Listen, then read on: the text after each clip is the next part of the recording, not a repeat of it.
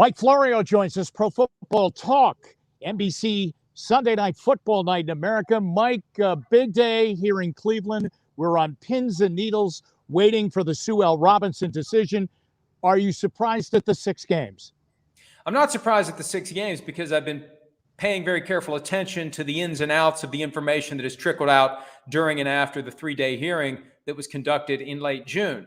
If I hadn't been paying attention, I would be very surprised. And I think that's the real concern. How many people out there who weren't noticing what was happening, who weren't reading all of the stories that came out during a time of the year where people are doing other things like enjoying the 4th of July holiday and on vacation?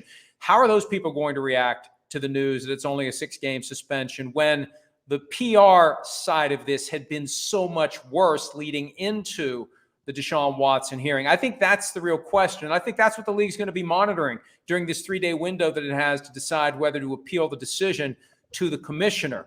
How is the public reacting to the news that it's only a 6-game suspension? Okay, Mike, there's another step, a very important step. It's the NFL step. And what happens next? And could they appeal this decision by Sue L. Robinson?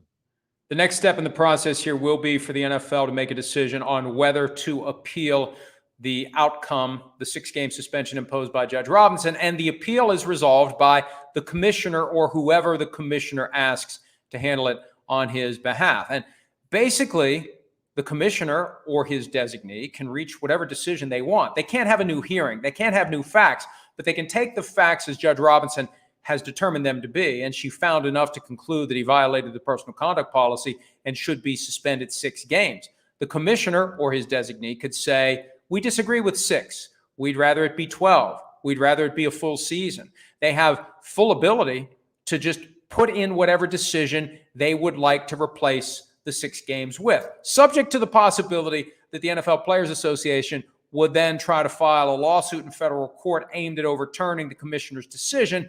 But that is not an easy process. Tom Brady found out the hard way. Ezekiel Elliott found out the hard way. It could be very difficult for the union to fight this in court because the league and the union have come up with a process, and the process is being followed. And the next step is for the league to handle itself any appeal that the league would decide to file to try to get the suspension increased above the 6 games. So this is far from over, but the first question is, will the league exercise its right to appeal? Mike, one of the more interesting situations since the trade has been made is there's been suppressed excitement with the fans because they didn't know if Deshaun Watson was going to be able to play at all this season. Now we know, basically, pending the NFL decision, it's a 6-game suspension. Should they get excited about their quarterback and thus their team?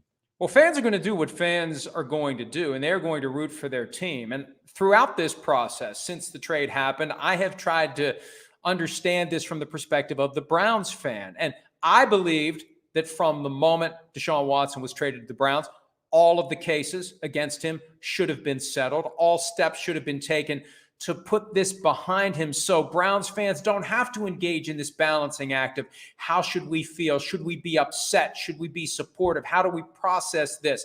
I think it's an unexpected and unreasonable burden for Browns fans to have to carry. So I don't know how Browns fans should feel.